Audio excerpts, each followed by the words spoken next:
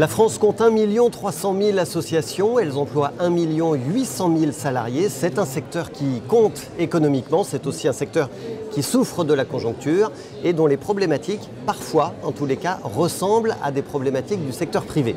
Alors on va en parler aujourd'hui avec Séverine Schiatti de Monza, bonjour, et avec François-Régis Vignon. Bonjour. Vous êtes membre du réseau d'experts comptables EXCO, qui compte 26 cabinets indépendants en France.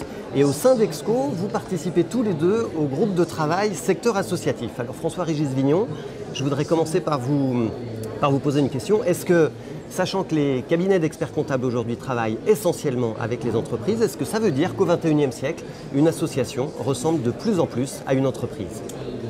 Alors je dirais qu'effectivement, les associations, si elles ne doivent pas perdre leur philosophie générale et qui est d'être à but non lucratif et d'œuvrer pour l'intérêt général, aujourd'hui s'apparente à ce qu'on pourrait appeler une entreprise associative avec des contraintes de droit privé. Vous savez que vous n'allez pas faire plaisir à tout le monde dans le secteur associatif. Oui, mais je pense que c'est pour rassurer, on va dire, les dirigeants, leur faire prendre conscience que le bénévolat, certes tout à fait louable, n'exclut pas les responsabilités. Et il est vrai aujourd'hui, notamment des associations qui emploient du personnel, qui est soumis donc aux contraintes du droit privé, les dirigeants peuvent se trouver face à des problématiques communes à tous les chefs d'entreprise. Donc les similitudes, c'est quoi? C'est essentiellement, elles sont relatives essentiellement à la gestion des ressources humaines, à la responsabilité d'employeur. Voilà, à la responsabilité d'employeur. Ça peut être dans certains secteurs une responsabilité environnementale.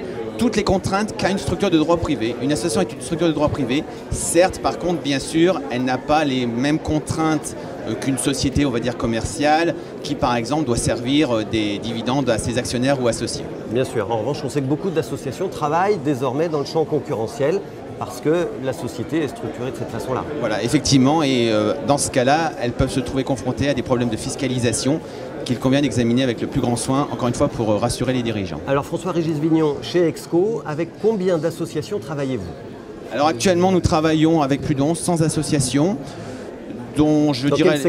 Quel secteur d'activité? Alors on a une grosse part dans le social et le médico-social qui représente plus de 40% de notre champ d'activité, avec des budgets très variables. Cela démarre, j'allais dire, à 30 000 € par exemple, donc ce qui est relativement bas.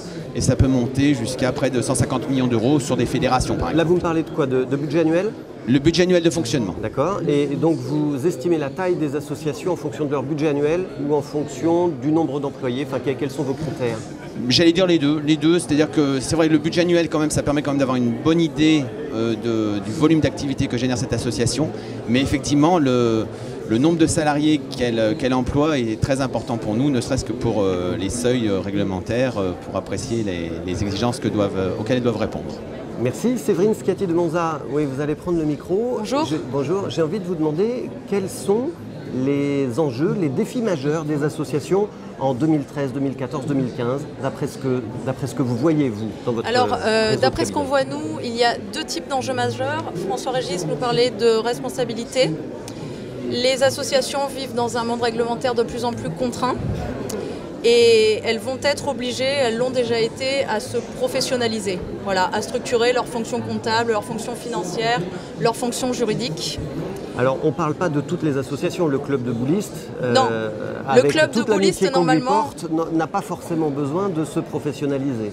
Pas encore. À partir du moment où il ne reçoit pas de financement public, il n'est pas obligé de se professionnaliser. Il y a d'ailleurs de nombreuses associations qui ne travaillent qu'avec des bénévoles, qui n'ont pas de salariés. Vous voulez dire qu'à partir du moment où il y a un financement public, il y a désormais besoin de se professionnaliser? Ah oui, bien sûr, parce que les financeurs imposent de plus en plus de contraintes en termes de rendu, en termes de structuration des comptes.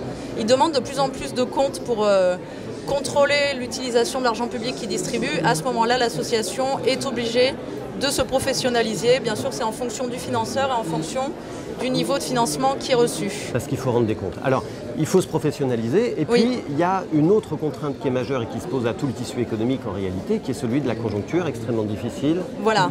C'est-à-dire que jusqu'à il y a peu, les financements publics étaient assez stables. Maintenant, ils commencent à se réduire. Il y a de plus en plus de contraintes. Et les associations vont devoir trouver des financements alternatifs. Donc peut-être se diriger vers le secteur privé, le mécénat. Et pour ça, il faut aussi se structurer et se professionnaliser. Et donc vous êtes là pour les accompagner dans cette démarche. Bien sûr. Une enquête très récente de Recherche et Solidarité nous apprend que 15% des dirigeants associatifs qui sont bénévoles considèrent aujourd'hui que leur structure est en véritable détresse. Est-ce que c'est quelque chose que vous repérez aussi dans votre réseau? Bien sûr, la structure est en véritable détresse, mais eux aussi se trouvent dans une véritable détresse parce qu'ils se trouvent face à des contraintes réglementaires qu'ils ne maîtrisent pas toujours et qui leur font très peur.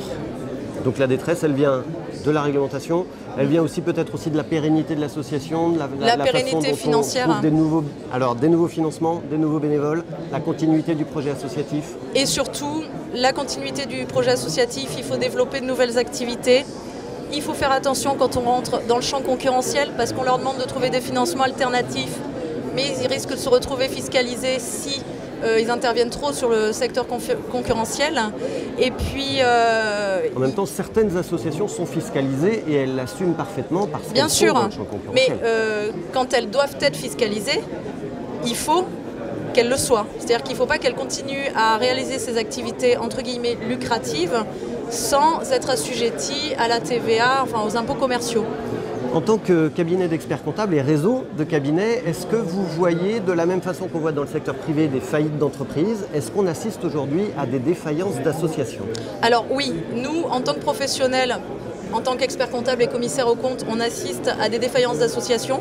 J'ai reçu d'ailleurs hier un courrier qui me disait qu'une association que l'on contrôle en tant que commissaire aux comptes était en liquidation judiciaire. Après, il est difficile de trouver des chiffres significatifs parce que une association, quand elle se crée, elle est déclarée au journal officiel.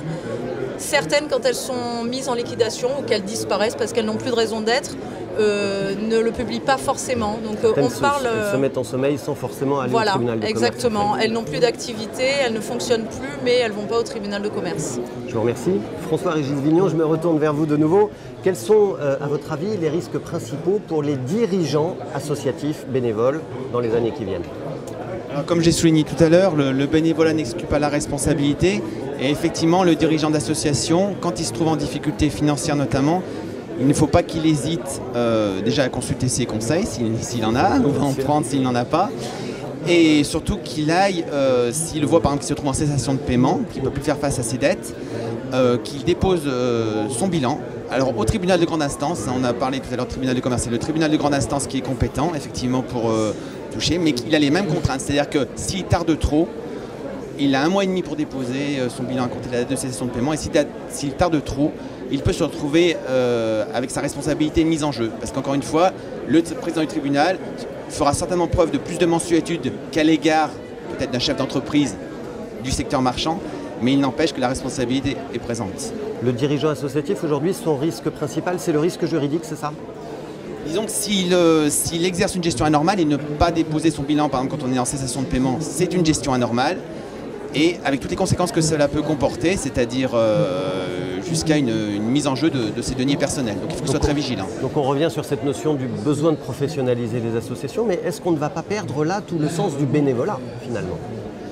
Je pense que professionnaliser une structure, même associative, ne lui fait pas perdre son objet. C'est-à-dire qu'il suffit de mettre en place quelques procédures, quelques petits suivis budgétaires, ce qui sont des documents que le dirigeant doit posséder, qui lui permettent de lire très synthétiquement l'état de son association. Donc j'en conclus, les associations doivent se professionnaliser sans pour autant devenir des entreprises. C'est ce que j'entends dans votre discours. Ils doivent pas perdre leur âme. D'accord. Dites-moi, pour quelle mission les associations ont-elles besoin des experts comptables?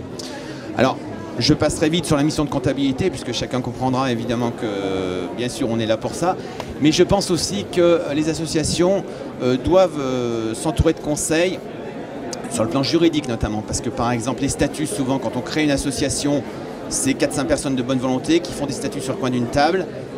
Quelques années plus tard, l'association a 20-30 salariés, génère des centaines de milliers d'euros de budget, et effectivement un toilettage des statuts parfois peut s'imposer, une structuration un petit peu plus lourde de ces statuts s'impose, et c'est par des conseils que l'association peut réaliser cette mission. Alors justement, les conseils, on va en reparler avec Séverine Scati de Monza. Vous apportez un certain nombre de conseils aux associations, au-delà de la gestion de la paye et de la comptabilité. Est-ce que vous pouvez nous préciser un petit peu ce dispositif que vous avez mis en place qui s'appelle le diagnostic flash? Alors, le diagnostic flash ou le Diagasso, on est parti du constat que pour mieux prévenir un risque, avant toute chose, il faut le connaître. Donc le diagnostic flash, c'est faire en quelques jours d'intervention quelque chose d'assez léger et quelque chose d'assez rapide, parce que le dirigeant d'association est quelqu'un d'impatient, de balayer en fait tous les secteurs sur lesquels l'association est exposée à des risques. Alors je vous coupe pour comprendre très vite de quoi il s'agit. Quelques jours, ça veut dire quoi?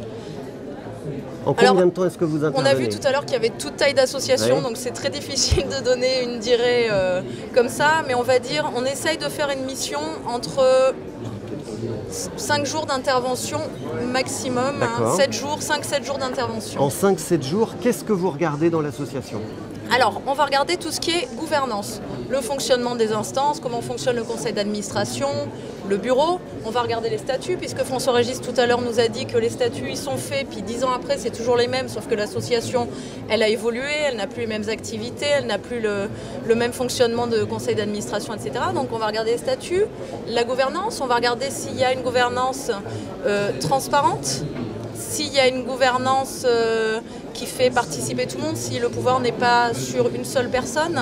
Vous travaillez aussi sur le projet de l'association? Alors on va travailler aussi sur la stratégie, donc sur le projet de l'association, si elle souhaite développer de nouvelles activités. À condition qu'elle vous le demande, hein, on est bien d'accord. Hein. Voilà, c'est pas vous qui faites le travail à la place. C'est un dialogue avec les dirigeants associatifs. On va regarder aussi le côté réglementaire. À partir du moment où elle emploie des employés, je ne sais pas, moi, voir si elle a réalisé son document unique. C'est quelque chose de tout bête, mais ils ne sont pas toujours au courant. On va regarder la réglementation spécifique association, si elle ne risque pas d'être requalifiée en association transparente, s'il n'y a pas gestion de fait. On va regarder aussi, bien évidemment, les aspects financiers pour la pérennité financière de l'association. On parle de plus en plus actuellement d'un besoin de mutualiser les associations entre elles. Est-ce que vous travaillez aussi sur les restructurations associatives? On travaille sur des rapprochements d'associations, puisque tout à l'heure, nous animons d'ailleurs une conférence sur les conséquences sociales, financières et budgétaires des rapprochements d'associations, parce que c'est quelque chose qu'on voit de plus en plus. Alors votre Diagasso, votre diagnostic flash, il n'est pas gratuit. Combien est-ce que ça coûte? Alors, combien est-ce que ça coûte? C'est comme la question des journées, c'est un petit peu difficile d'y répondre. On va dire qu'on est à maximum 4 000 – 4 500 €. Alors, une association peine toujours, toute l'année, à boucler son budget. Comment est-ce qu'elle fait pour financer cette dépense complémentaire? Alors, parfois, à la fin de l'année, il lui reste un petit peu de trésorerie.